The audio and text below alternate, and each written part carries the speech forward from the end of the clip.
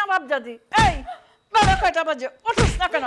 কাম কাজ কে করবা? হ্যাঁ, দুনিয়ার কাপড় রয়েছে, থালা বাটি রয়েছে, উঠান ঝাড়ু দেওয়া রয়েছে, করবো কে এগুলা? হ্যাঁ, এই নবাবজাদি কে করবো?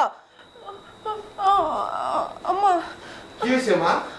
আরে দেখ না, কত বেলা হয়ে গেছে এখনো ঘুম থেকে ওঠে না। আম্মা কাল রাতের বেলা যে তরকারির ঝোল চোখের মধ্যে গেছিল খুব জ্বালা পোড়া করছে আম্মা। আমি ঘুমাইতে পারি না রাতে ঠিক মতো। দেখ তো বাবা, ওর চোখে হাতি ঘোড়া গাধা মাধা কি কি গেছে দেখ। এই তোর চোখ তো চোখের জায়গায় আছে, নাটক শুরু করছো? যা ওঠ। ঢং দেখলে বাঁচি না।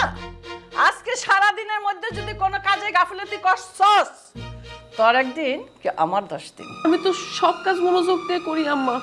আমি সবসময় চেষ্টা করি যেন কোনো গরমিল না হয়, আইজও হইব না। চেষ্টা করস মানে?